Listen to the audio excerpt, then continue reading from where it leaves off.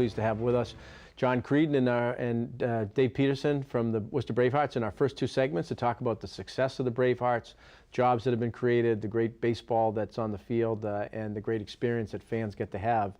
And little did we know that our guest in the third segment, Gisele Rivera, in addition to being a Worcester State University student and starting her own business, a couple businesses, she also works in her capacity in her small business with the Worcester Bravehearts. I do. Myself and my husband, we actually own Jamie Flores Photography, and we are part of the media crew for the Worcester Bravehearts. So we are in there taking photos of all the amazing events that they do, and the games and the fireworks, and just getting really the crowd experience, which I think is the most important. So that's what we try to capture when we're there. Great. Well, Gisele, we're thrilled to have you on the show on a few different levels, and that was even a plus. But you're a student at Worcester State University. Yes. With a double major? Yes. So I'm majoring in business and concentration in marketing, and I have a minor in writing. Writing. Okay. Mm-hmm. And you're also involved with the Chamber because you submitted this past year as part of our competition for the Startup Worcester program. And yes. For our viewers, the Startup Worcester program, several local Worcester businesses, Commerce Bank, the law firm of Darrow Everett, as well as Grove Street Properties, sponsor a dozen. Generally, they're college students or recent college grads who submit business plans, and they get a free one-year space at the Running Start co-working space on Prescott Street. They get a free chamber membership, membership to the Venture Forum, a SCORE mentor, and you were one of the winners this year. I was. I'm actually very grateful that I have won. I've been able to expand my connection and expand my mission for my business, which is called the Learning Hub. We are a tutoring and STEM program that we are implementing in the local libraries. So that is how I've been involved with Startup Worcester, and I'm very grateful for that. And I want to maybe get into some of the specifics behind Learning Hub that you referenced. It's about STEM, and for some of our viewers who might not be familiar with that acronym, it's science, technology, engineering, and math. Yes. And sometimes there's a perception that when we talk about STEM fields, people think it's advanced degrees. But STEM, science, technology, engineering, and math, is manufacturing. It's a range of different careers, and all the data and research shows that the sooner we can expose young people to STEM and technology and things like that, yes, the more open they are to maybe majoring in those or going into those fields. And what you're doing is all about that, right? Absolutely. You've hit it right on the head. So with STEM programming, the purpose and our mission is to incorporate these theories very young, starting as early as kindergarten. And most of the time with our mission specifically, there are other STEM programs in the city of Worcester, but they're geared and they're tied with a hefty price. So if you're in a low income area or you have financial burdens as a family, some of these programs are kind of out of your league, unfortunately. And what we've done is that we're trying to collaborate with the local libraries to implement these programs on site and make them free for the community. So that way we can expand our demographic to include low-income students, because we want to be a part of their life and where maybe something does click. And you said, you're right, it doesn't have to be advanced technology.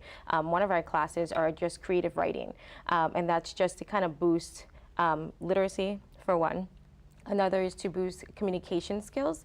And then the third one is to kind of see if we would actually incorporate and meet with children who are saying, hey, you know what, I do write stories and I don't really know how to formulate them. Can you help me? And maybe we aspire to inspire a new writer later on in life. And so we're trying to bring resources to neighborhoods and communities that don't normally have access to these things. Right, and that access is important as we look, at Worcester's demographics and population, yes, and across the state and across the country. We've got to provide those pipelines to communities that might not have traditionally have access, and what better place to do it in the public libraries, which are free and all have access to. Yeah, and the libraries have been facing many challenges because now we're in the era of social media and Instagram and the internet, and where everyone thinks that Google really has all the information you need, that they forget all of the other resources that the libraries have, especially with community outreach, a sense of community pride and things of that nature. So we're trying to revitalize the libraries through our programming. And you've got programs ready to go this summer. We do, yes. So we are collaborating currently with the Worcester Public Library on Main Street, and we are hosting we're calling them Maker Mondays, which is fantastic. So we're going to host 4 classes on site for our STEM programming. They're going to be free to the public. They start August 1st. Then we'll have another August 18th, the 8th, 15th, and the 22nd. Right. And one's going to be a paint lab, Yes. you know, making creative. Second is on August 8th is a Yes. science lab.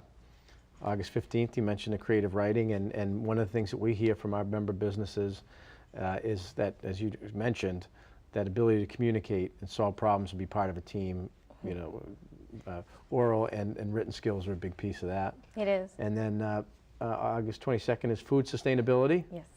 So on that one, I'm excited about all the classes, but food sustainability is one that I think really needs to be touched upon. There are some things in regular school curriculums that we don't talk about. Food sustainability and environmental literacy are 2 of the most important.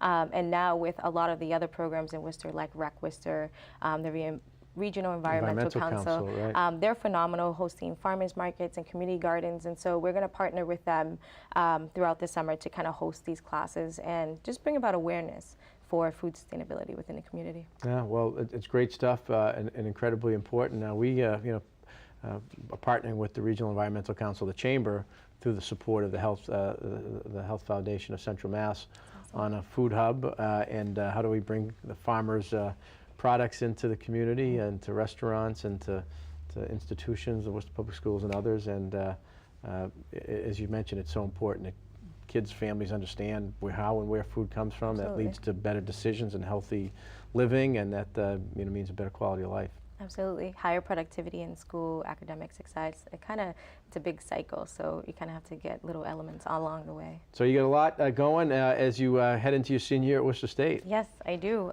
Full plate. Yeah, So we'll see. Well, we like that. Well, Gisele, first, congratulations on being one of the participants this year in this year's cohort for the start at Worcester. Thank you for all you're doing, and a success story already right out of the gate. We've got the Learning Hub kicking off this summer program, which is going to be, I'm sure, very successful. Thank you. I really do appreciate that. Thanks for being with us.